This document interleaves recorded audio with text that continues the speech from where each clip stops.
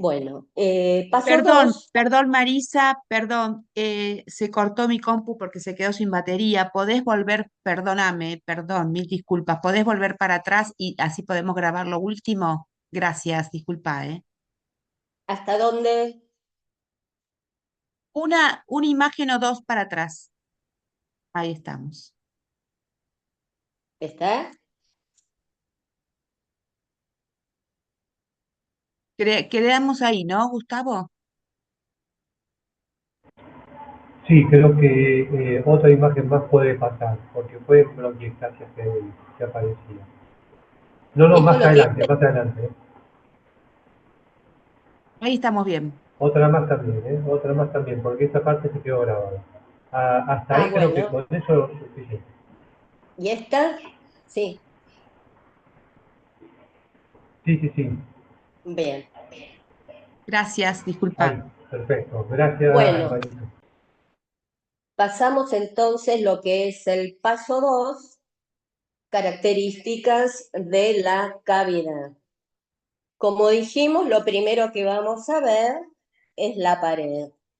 Eh, el grosor de la pared, como a medida que es más gruesa, nos acerca más al diagnóstico de los abscesos y de los tumores. En la pared vamos a ver la superficie interna, que puede ser nodular o irregular, que es lo que se observa en el caso de las neoplasias. También puede ser irregular o mal definido, pero con un aspecto velloso, es decir, como que no se puede delimitar bien cómo es la pared interna, que corresponde a los abscesos, y en general es lisa en las lesiones cavitadas de otra etiología. El contenido puede tener un nivel hidroaéreo, como vimos, que va a estar siempre presente en el caso del absceso. Puede ser sólido en el caso de una bola fúngica, en el aspergiloma, o que haya coágulos infracavitarios. Este es el signo de la media luna o del aire creciente, pero en realidad eh, recibe diferentes nombres. Si esto es una aspergilosis invasiva, es decir, el aspergillus determinó la cavidad, entonces sí es el signo del aire creciente. Si esto fuese una cavidad previa, por ejemplo, por tuberculosis, y el aspergiloma, y si esto es un aspergiloma, o sea, hay una colonización de la aspergilosis, entonces es el signo de Monod. Es un chisme, nada más. Para el caso es lo mismo. El número pueden ser cavidades pulmonares únicas, eso se ve en el carcinoma broncogénico, a excepción que haya metástasis que además caviten, y en los abscesos. Y bueno, cavidades pulmonares múltiples, se observa en metástasis, tuberculosis, émolos sépticos, se puede ver también en la granulomatosis con poliangelitis. La localización puede ser, nos puede orientar. Básicamente, bueno, sabemos ya los segmentos apicales y posteriores en la tuberculosis extraprimaria. Los émbolos sépticos se ven a nivel periférico en una localización subpleural, y es orientativa bastante la localización en el caso de los abscesos y neumonía aspirativa, porque se observan en los segmentos posteriores de los lóbulos superiores y de los superiores del lóbulo inferior. Entonces, el número puede ser que tenga, digamos, otro tipo de lesiones que estén asociadas, como pueden ser, por ejemplo, bronquiectasias y signos de la enfermedad distal, como puede ser infección crónica y otras lesiones que a ustedes los orientan. Esto es una imagen cavitaria en un cáncer de pulmón, o sea, en un carcinoma escamoso. Si ustedes ven el límite externo de la pared es bastante irregular. Esto seguramente fue un nódulo espiculado, de borde espiculado, que posteriormente se cavitó. Y a nivel interno también es irregular y tiene una pared gruesa. Esto también es una radiografía que muestra un nódulo pulmonar que se cavitó en el lóbulo superior derecho y tiene un signo, o sea, ustedes sigan la pared de esta cavidad y ven que hay una zona que está como sobrelevada. Ese es el signo del peñón. ¿Por qué? Porque parece un peñasco que, digamos, aparece o sobresale en relación al mar. Todo muy pintoresco en radiología, pero uno se acuerda una vez que lo ve. ¿Mm? Esta es la caverna tuberculosa, o sea, uno habla de caverna cuando ha confirmado desde el punto de vista de la bacteriología que es una tuberculosis. Como vimos, la consolidación se daba a nivel apical y en los mismos segmentos comprometidos, y una vez que se da la coalescencia y empieza la cavidad, se va a observar en esas regiones. Las cavidades de la tuberculosis en general tienen paredes gruesas. Como les dije en algún momento, a veces es difícil verlas radiológicamente. Acá se ve perfectamente y hay una pequeña hiperclaridad que es el bronquio de arenamiento. No se ve tan bien como la otra radiografía porque acá hay cercanía al ilio y entonces no me permite el seguimiento de la hiperclaridad. Cuando las cavidades de la tuberculosis, digamos, se juntan, no son muchas, hace lo que se denomina un sistema cavitario y puede llegar a un patrón destructivo. Esta cavidad es inmensa. Y acá algunas aclaraciones. Para que tengan una idea, una cavidad de 2 centímetros tiene miles de millones de bacilos que se encuentran en multiplicación activa. Ustedes saben que una gran característica del bacilo de la tuberculosis, y que yo creo que más allá de digamos, de la situación socioeconómica digamos, de las poblaciones, es que el bacilo tiene la posibilidad de cambiar de metabolismo. En la fase en que nosotros hacemos el tratamiento de ataque, se encuentra en una multiplicación activa. Entonces, por eso nosotros en esta fase utilizamos 4 fármacos, de los cuales 3 son bactericidas. Hay que eliminar lo más rápido posible todos estos bacilos, que son los que van a seguir destruyendo el pulmón y son los responsables de la transmisión de la enfermedad. Y además son los que generan la posibilidad de que se genere resistencia si no hacemos bien el tratamiento. Tenemos otra cavidad apical. Con respecto a lo anterior, algo importante. Por eso es que imprescindible que uno no puede pasar a la fase de consolidación o mantenimiento de la tuberculosis si la baciloscopía no es negativa.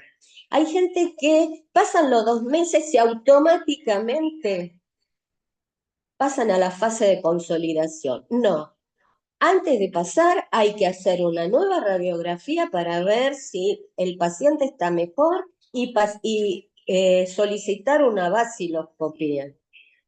Siempre. Esa es una vaciloscopía que no se puede omitir, porque en la fase de consolidación nosotros vamos a tratar a los pacientes, o sea, vamos a esterilizar, vamos a tratar a los bacilos que se encuentran en un metabolismo latente, quiescente, como dormidos. Entonces, si nosotros con 2 fármacos pensamos que podemos eliminar a los bacilos que quedaron de la fase de ataque, estamos totalmente equivocados. Entonces, hablábamos de que existía la probabilidad o la característica diferencial entre la tuberculosis y la neumonía, es que la tuberculosis no respetaba cisuras y que nosotros podíamos tener la diseminación broncógena, era homolateral y contralateral.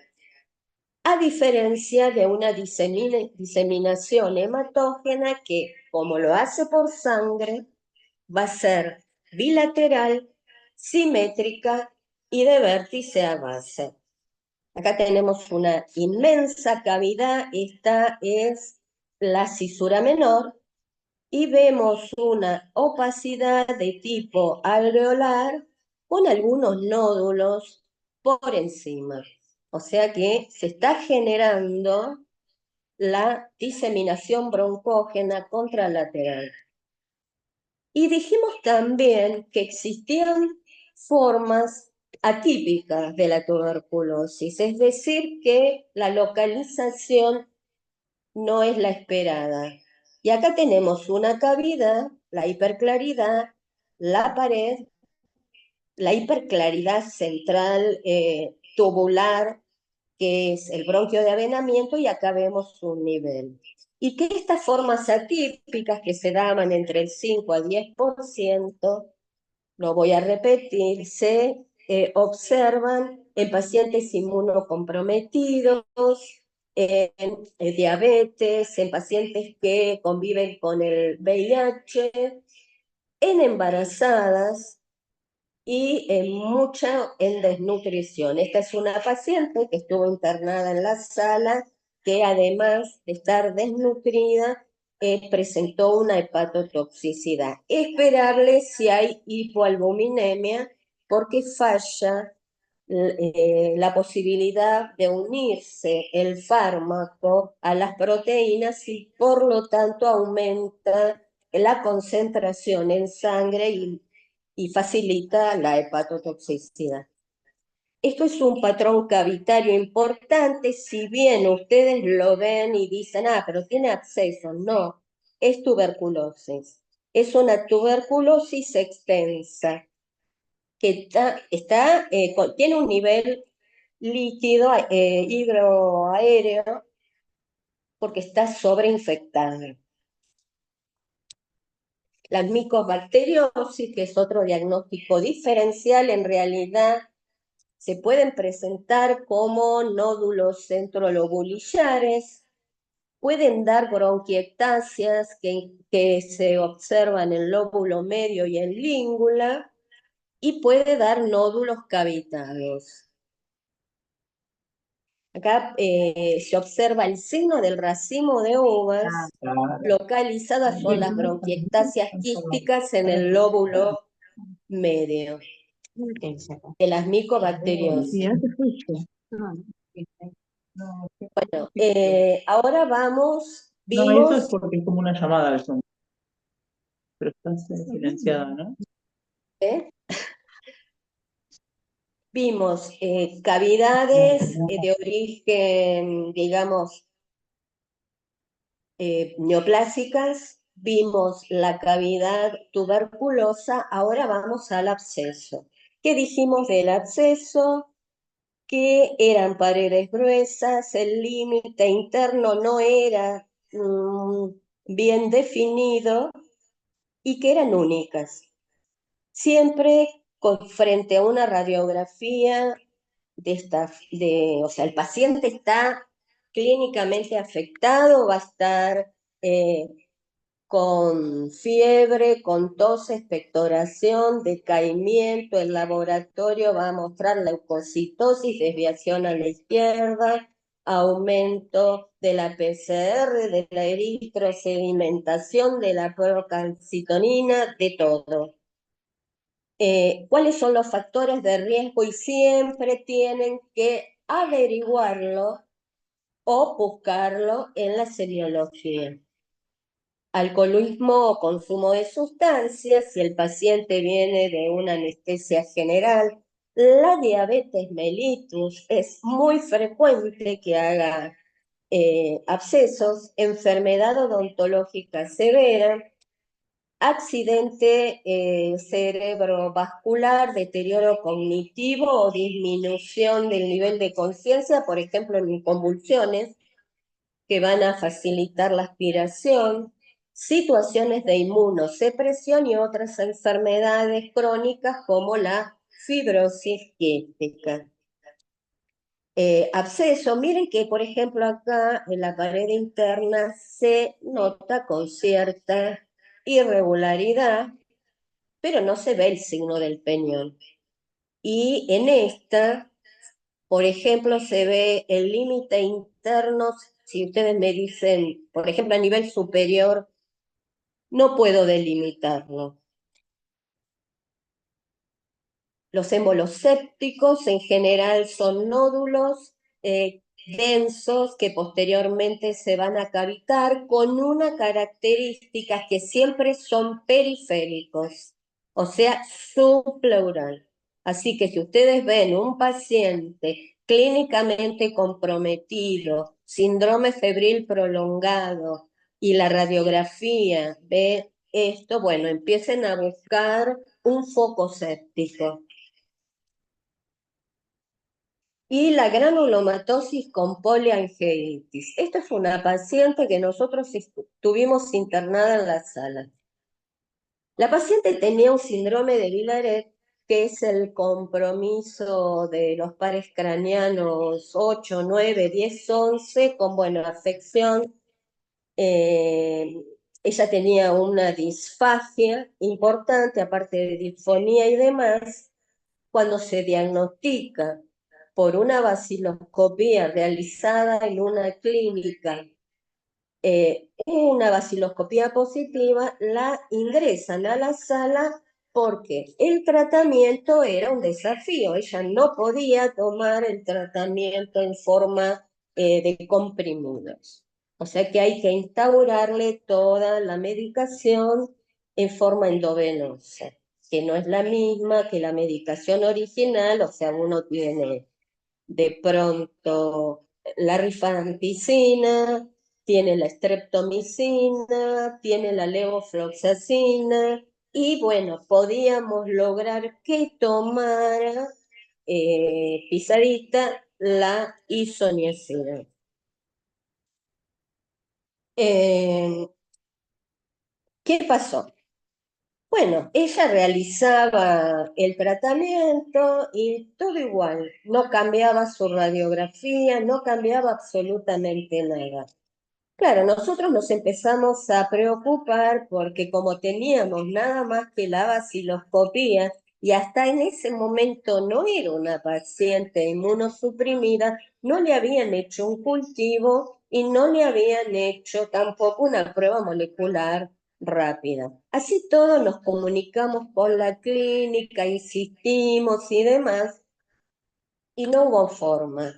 En la historia de la paciente se había detectado un nódulo años previos, pero todo pasaba desapercibido porque la verdad que la prioridad en el resumen de historia era su síndrome de Villaret.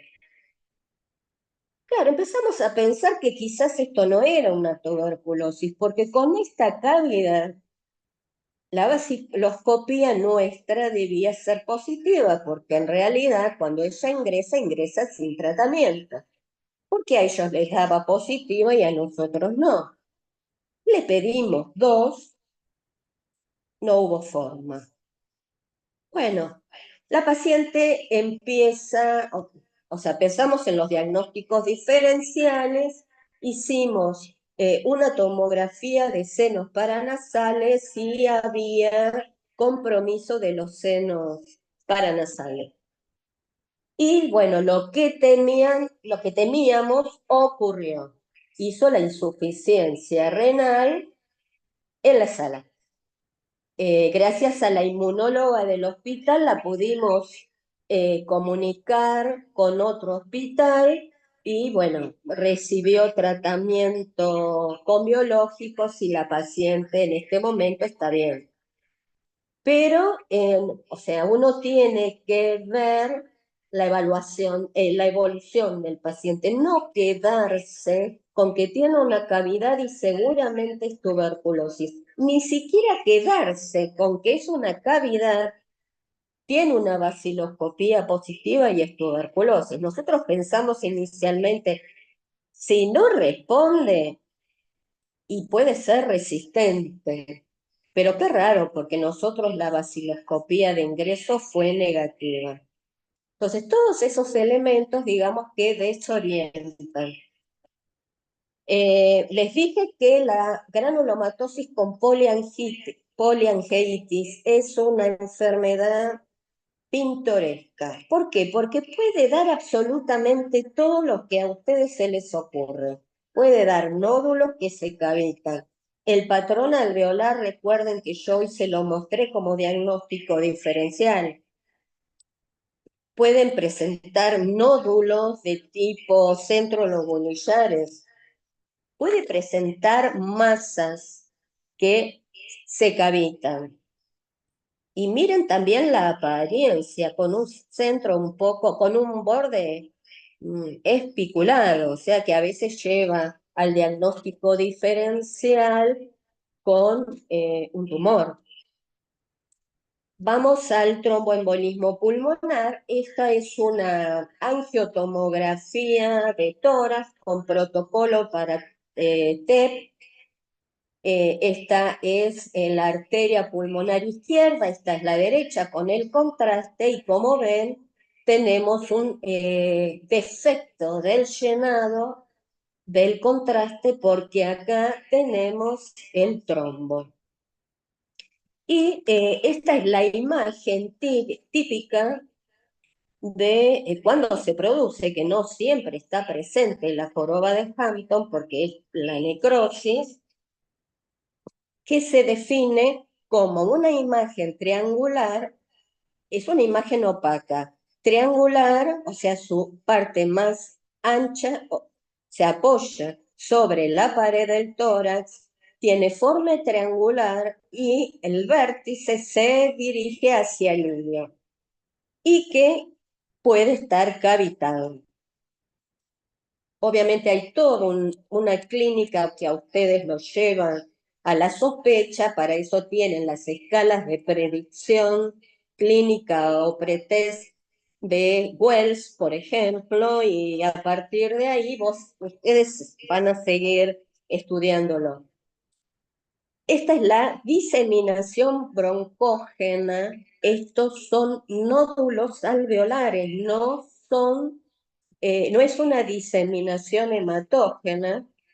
Acá tienen la cavidad, esto inició en una lobitis superior derecha, esta es la cisura menor e hizo la diseminación broncógena homolateral y contralateral. A diferencia de lo que es un patrón miliar, que ven que pueden individualizar bien los nodulitos porque son más opacos, tienen una disposición aleatoria de vértice a base. Esto es una diseminación hematógena. Acá tenemos, por ejemplo, algo que vamos a ver la semana próxima, la consolidación.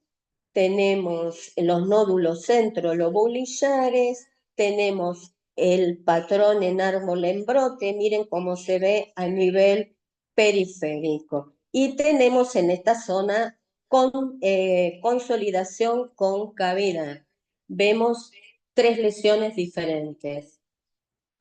Quería hacer hincapié en la tuberculosis pulmonar y la diabetes. Yo sé que muchos de los médicos que están hoy son médicos de atención primaria y están en la trinchera y por lo tanto tratan diabetes o reciben pacientes con diabetes o los controlan. Y la asociación morbosa, tuberculosis y diabetes es cada vez más frecuente.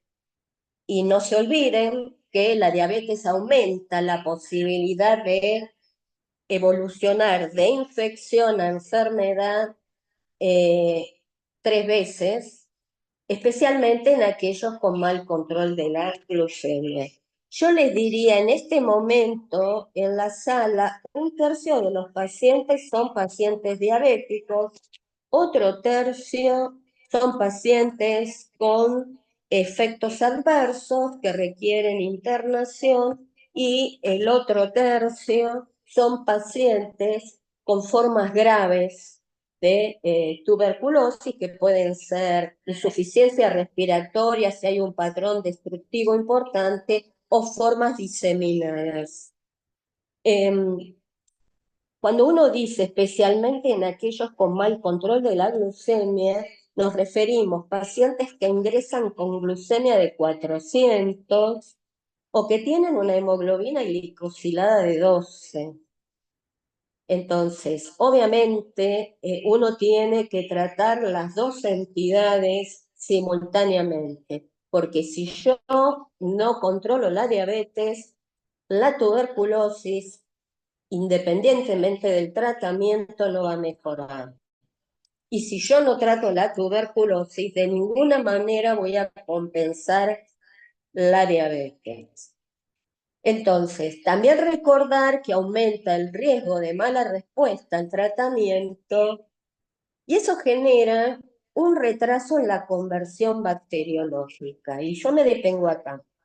Es frecuente que un paciente con tuberculosis, que en general tiene cavidades importantes, no negativice la baciloscopía el segundo mes. Entonces uno está autorizado a prolongar la fase de ataque y hacerla 3 meses, por lo que le explicaba antes del metabolismo del bacilo.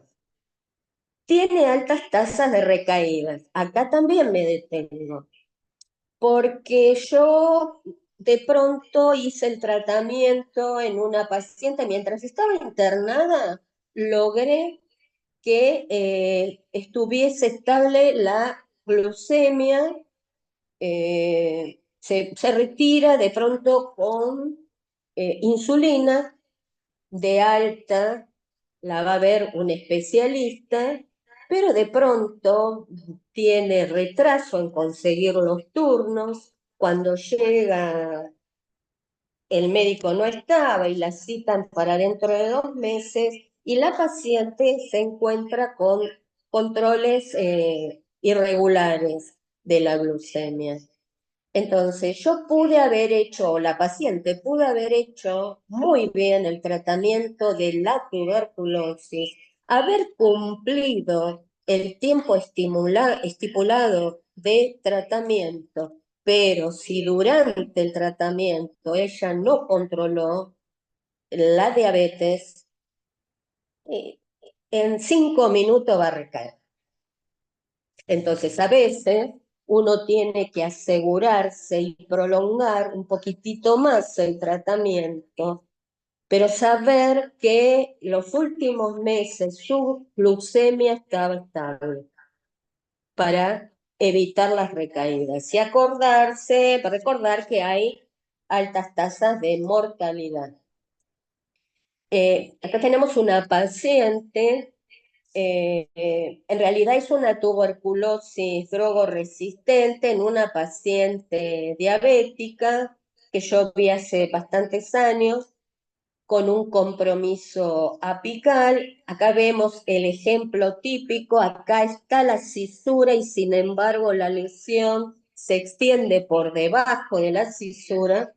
Hay una opacidad heterogénea que ocupa el lóbulo superior derecho, heterogénea porque tiene hiperclaridades y que atraviesa la cisura, hace la, acá no sé, no, eso es una imagen prestada, y hace la diseminación contralateral con lesiones de tipo cavitarias, ven que son de paredes gruesas, que difíciles de delimitar.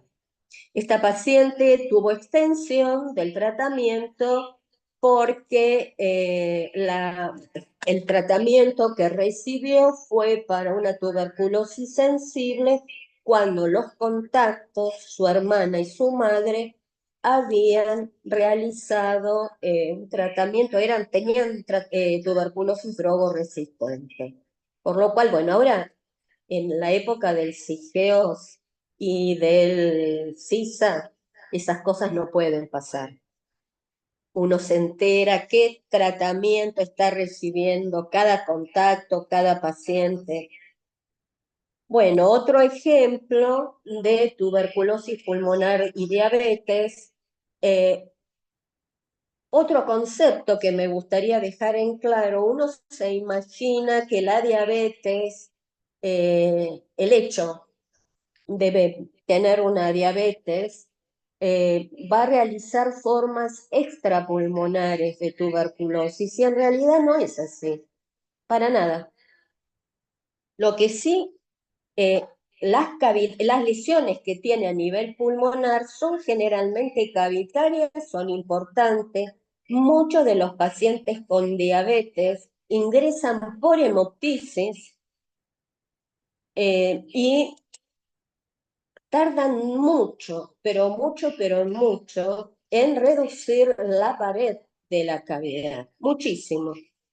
Y a veces uno realmente se preocupa porque termina el tratamiento y persiste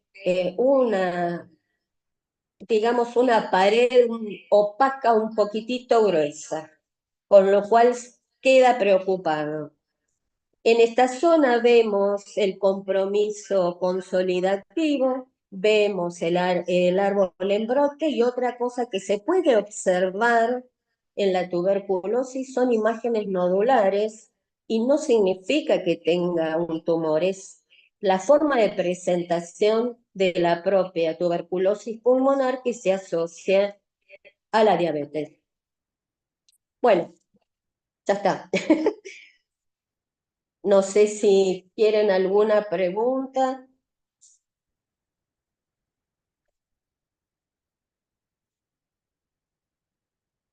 Abrimos a las preguntas.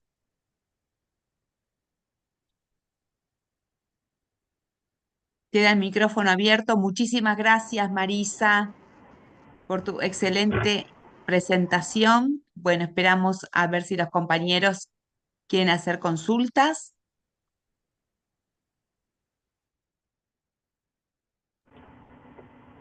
Aprovecho para agradecer también, Marisa, la verdad, excelente la presentación, y muy clara y muy docente. Gracias.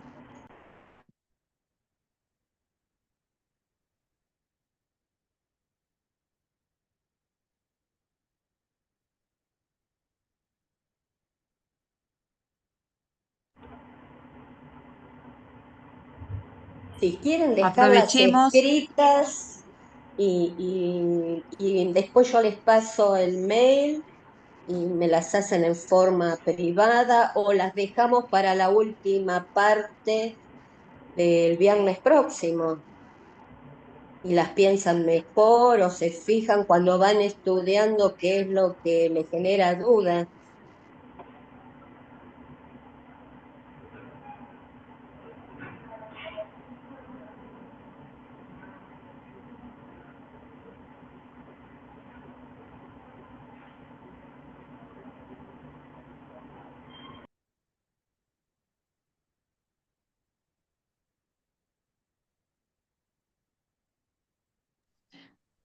Bueno, si no hay ninguna consulta y las quieren, como dice Marisa, traerlas para el próximo encuentro. Ahí hay muchos agradecimientos en el chat.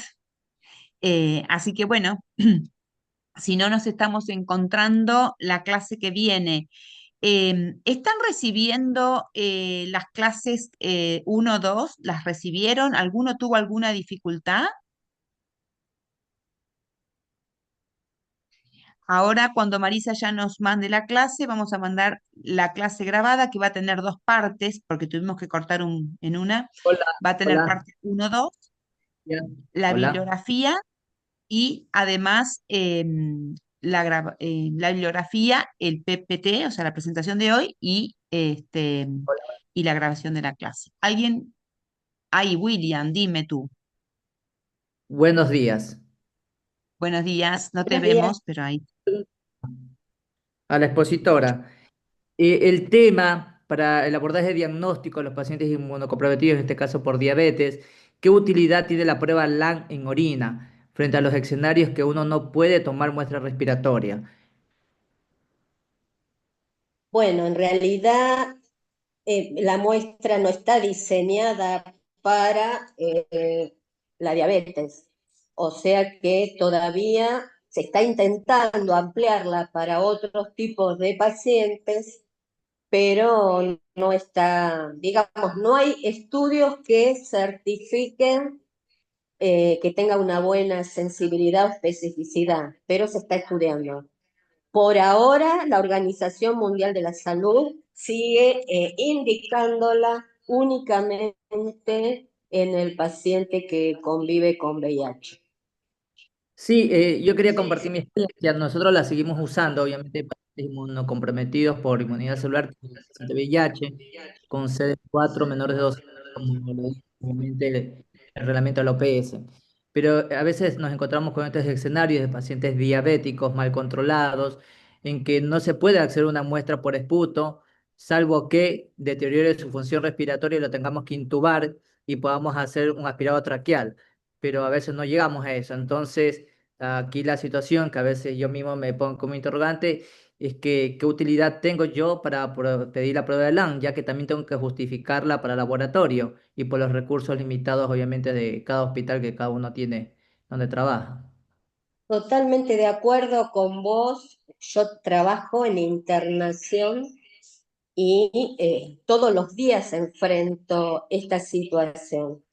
Lo que pasa es que una prueba que todavía no está validada porque no tiene o la especificidad o sensibilidad para digamos, un grupo o un huésped que no es el que se ensayó, realmente no, yo no te lo puedo decir, porque si la gente que lo está utilizando y que está haciendo trabajos con eso todavía no lo pudo validar, es, yo no te lo puedo contestar. Lo que sí yo te lo digo, desde mi experiencia, yo agoto todas las instancias. O sea, le voy a hacer un aspirado, si tengo LAM, le hago el LAM y le hago todo lo que tengo. Bueno, Marixa, yo hago lo mismo. Ahora, no sé si me va a dar positivo, a eso me refiero. Yo hago lo mismo. Y de los pocos casos sí he visto a veces positividad. Y obviamente te respalda para el inicio del tratamiento empírico. Yo también hago lo mismo. Pero es un gran Claro, desafío. bueno.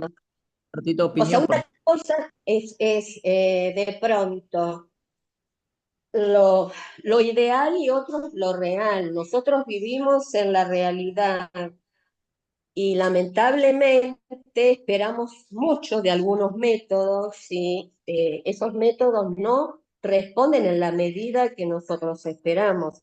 Pero eso no significa que no sigamos intentando en la medida que el laboratorio nos autorice a usarlo. así es, tal cual.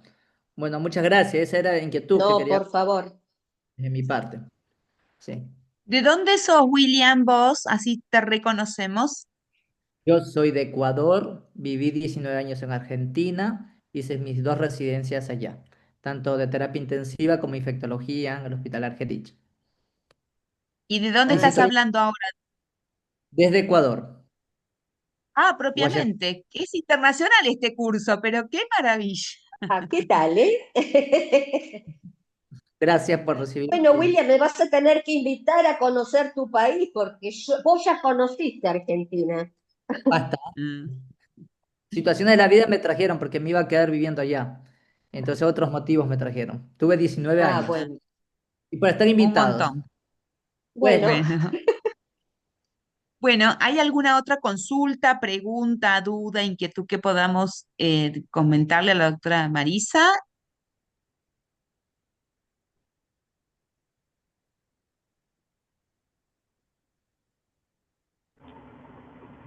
Bueno, Bueno, volver a agradecer, ¿no? Ya cerrando. Así que gracias de nuevo, Marisa, por todo. bueno. Entonces nos vemos el viernes próximo. gracias, muchísimas gracias. Nos estamos hablando, viendo. Nos vemos a Muy las 11 bien. menos Buenas cuarto más o tardes. menos. Besitos. Chau, chau.